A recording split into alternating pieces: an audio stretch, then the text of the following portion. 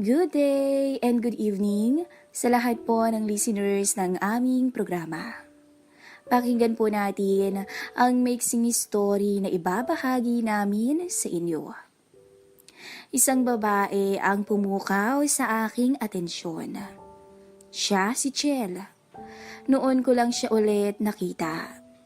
90 na siya at makikita na tuwang-tuwa siya nung makita kong dumating. Ako rin naman ay natutuwang makilala at makita siya. Kaya lang, parang may kakaiba sa nararamdaman ko. Para bang nakakita ako ng isang taong ibig kong mapangasawa. Iyon nga lang ay pamangkin siya ng aking misis. Ako si Robert, 41 years old. Matagal-tagal na akong hindi umuwi sa Bulacan. Mga 2 linggo akong magbabakasyon kasama si Mrs. sa family house nila. Isang araw, nagpasama sa akin si Chel para kunin ang kanyang damit pang sagala. Mabilis akong sumang-ayon na samahan siya. Mayo kasi kaya uso ang Flores de Mayo at bakasyon din niya sa school. Masarap siyang kasama at kausap dahil masayahin at isa pa nga ay talagang maganda siya. Kaya mapalapit ka lang sa kanya ay parang may mararamdaman ka ng pride na eto, katabi mo ang isang napakagandang babae.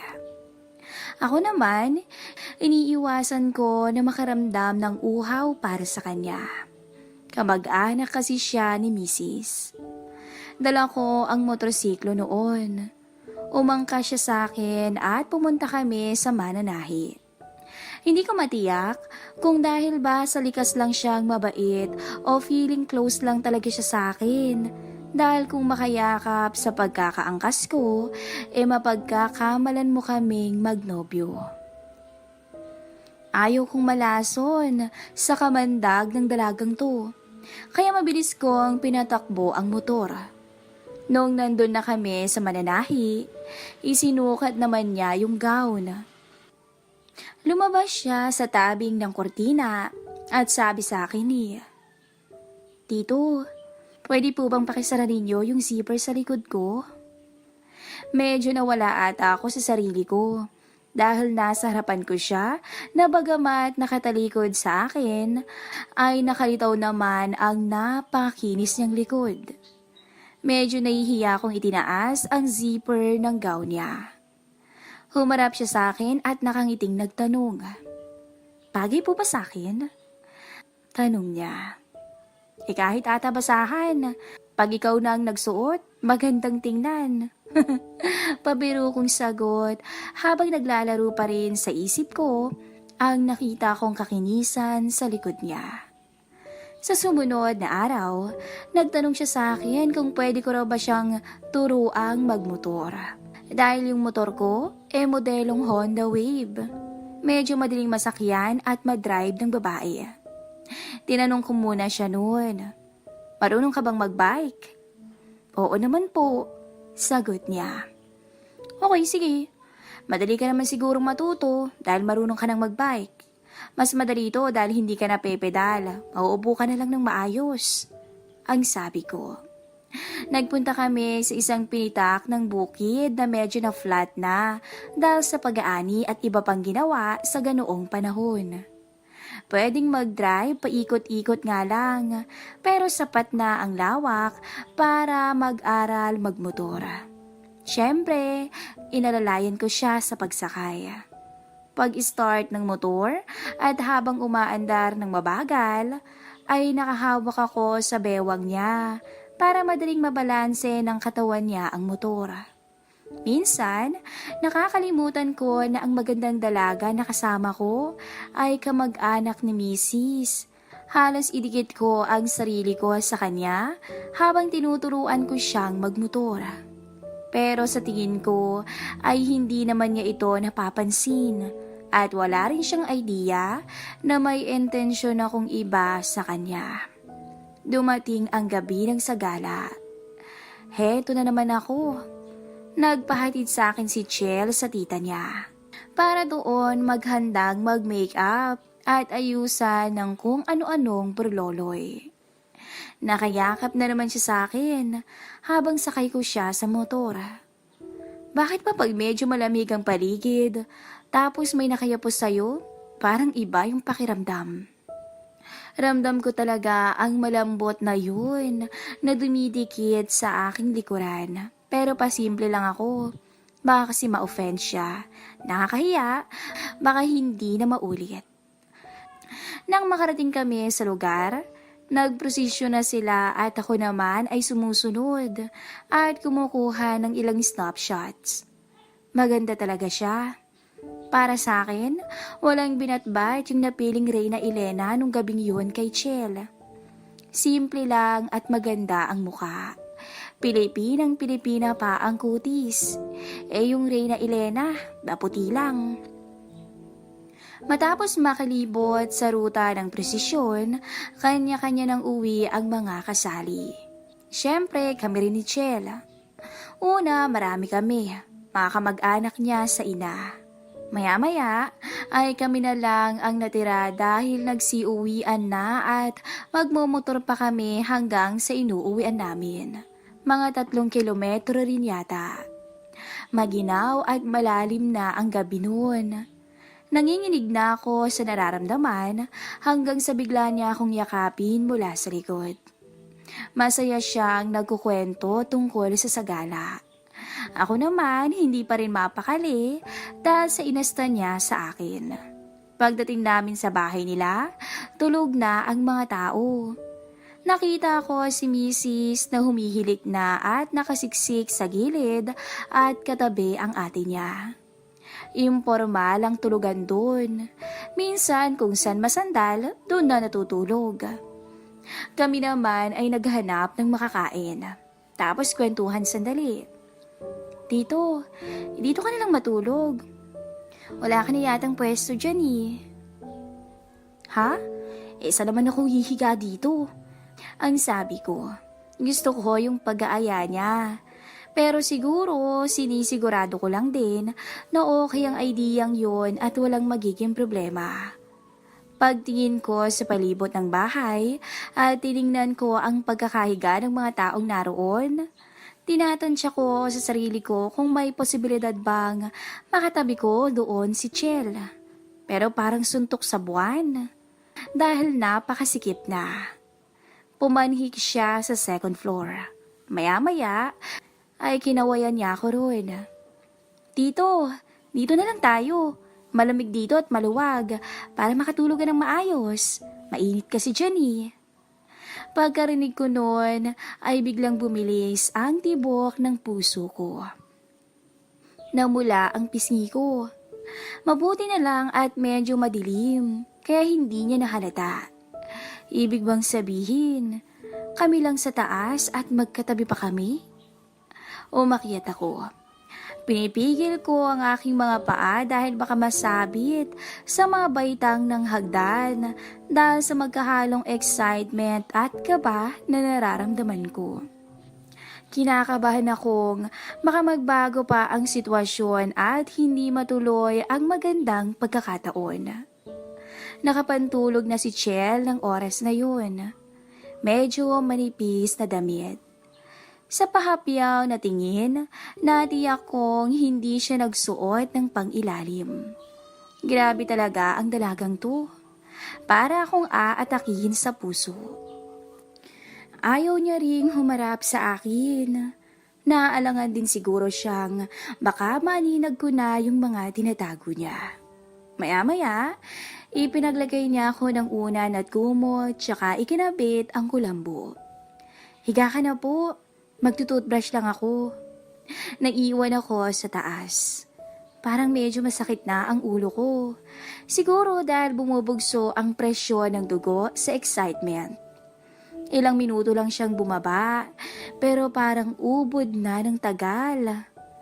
Pagbalik niya ay tumabi siya sa akin. Iba talaga ang epek kapag nakita mo ang isang magandang dalaga na nakahiga. Nakapangtulog at kita mo ang legs, tapos abot mo lang. Nagkwentuhan pa kami ng kaunti hanggang sa nagsabi siya ng, "Tulog na po tayo?" "Sige," sabi ko naman. "Pero, kaya ko kayang matulog?" Sa isip-isip ko. Dahil siguro sa pagod, nakatulog din kaming pareho. Kaya lang, nagising ako ng madaling araw. Siguro mga 3:00. Medyo malamig nga kasi, kaya't naalimpungatan ako. Halos nakadikit na pala si Chel sa akin. Maginaw ang paligid, pero sa direksyon niya ay parang nag-aalab na parang may humahatak sa'yo para lalong lumapit. Maingat at malambing akong umusog palapit sa kanya. Nakatalikod siya sa akin at talagang tulog. Ibig sabihin, kampante siya sa akin. Marahil dahil mas nakakatanda ako at asawa ko pa ang kanyang tita. Paglapit ko sa kanya, idinantay ko ang kanang kamay ko sa kanyang bewang. Para talaga akong aatakihin sa sitwasyon. May halong kaba at excitement. Natatakot ako na baka siya'y magising at magalit. Una, ginagaanan ko ang braso ko. Tinatansya ko kung magigising. Hanggang sa yakapin ko siya ng tuluyan. Sobrang bango niya talaga. Sa puntong yun, para na kaming mag-asawa. Maya-maya ay bigla siyang kumilos. Patay, nagising ko yata. Sa isip-isip ko. Bigla akong kumala sa pagkakataong tumihaya siya. Nagtatalo talaga yung isip ko ng oras na yun. Natatakot ako dahil malapit siya sa akin. Hindi lang siya, pati rin ang pamilya niya. Iskandalo to pag nagkataon. Medyo iniangat ko ang sarili ko sa higaan para makita ng gusto ang mukha niya.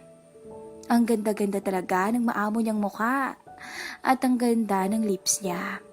Tapos tiningnan ko siya mula ulo hanggang paa. Kung hindi lang to pamangkin ng asawa ko, papakasalan ko to agad, ang sabi ko. Inilapit ko ang mukha ko sa mukha niya.